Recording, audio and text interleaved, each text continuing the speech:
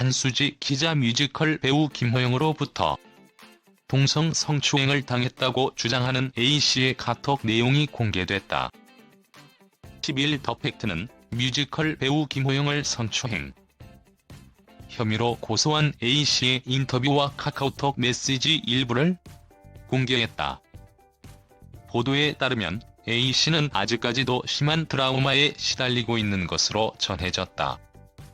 김호영은 지난 9월 24일 차량 내부에서 A씨에게 유사 성행위를 한 혐의로 지난달 피소됐다.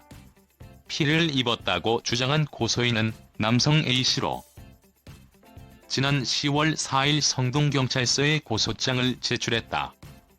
김호영은 스케줄 상의 이유로 소환 조사에 불응하고 있는 것으로 알려졌다.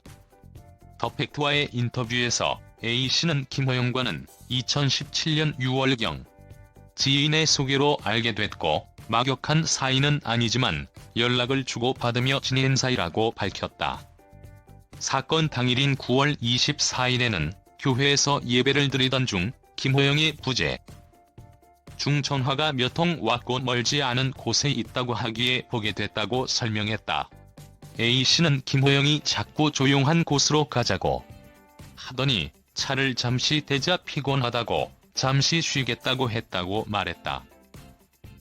이후 눈을 감고 잠이 들었는데 김호영이 A씨의 바지를 내리고 유사성 행위를 하고 있었다고 주장했다.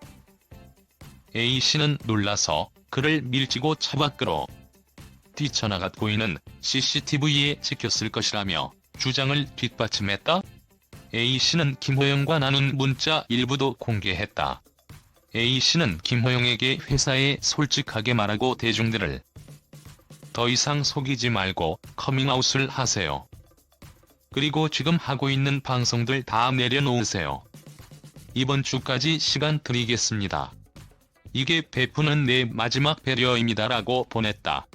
그러자 김호영은 A씨에게 무어에 홀린 듯한 그날의 감정이 역시 처음 있는 일이었지만 기도 드리며 회개하고 반성해서 마음의 안정을 찾았다. 소속사에 우리의 우발적인 해프닝을 얘기할 순 있다. 그렇지만 그게 서로에게 좋은 일일까요?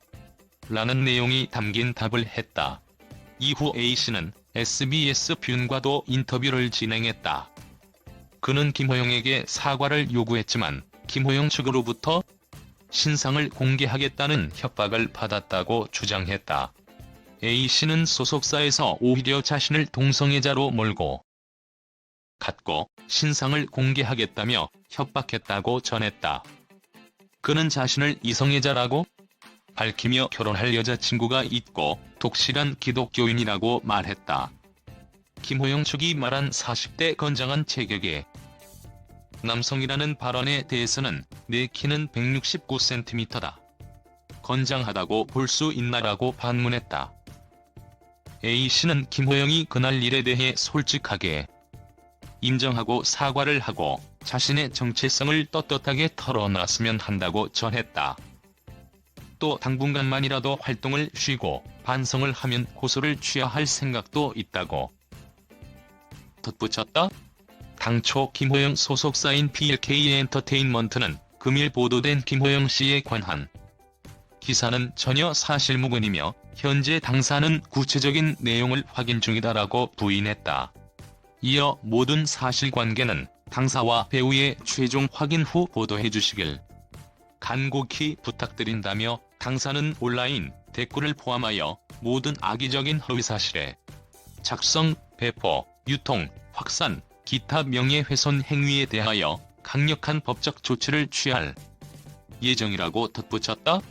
현재 소속사 측은 몇몇 매매를 통해 성추행 혐의로 고소를 당한 건 맞지만 A씨를 상대로 한 성추행은 사실이 아니다라고 부인하고 있다. 1983년생인 김호영은 올해 나이 36세다. 그는 2002년 뮤지컬 렌트로 데뷔했으며 광화문 연가맨 오브 라만차 킹키 부츠, 거미여인의 키스 라이어 로미오와 줄리엣 등 다수의 뮤지컬에 출연하며 이름을 알렸다. 화려한 입담으로 예능계에서도 주목받은 그는 현재 tvN 금유 드라마 쌉니다. 천리마 마트에 출연 중이다. 한편 사건의 진실 여부를 떠나 성소수자의 아우팅에 대한 우려의 시각도 있다. A씨는 카톡 메시지와 인터뷰를 통해 계속해서 김호영의 커밍아웃을 종용했다. 최초 보도에서도 동성 성추행이라고 언급하며 아닌 동성애자라는 프레임을 씌웠다. 단순 성추행으로 보도가 가능한 상황에서 동성 간의 성추행임을 전하며 본인 의사와 상관없는 아우팅을 한 셈. 아우팅은 엄연한 범죄 행위다. 이에 대해서는 신중한 보도가 필요하다는 지적이 나오고 있다.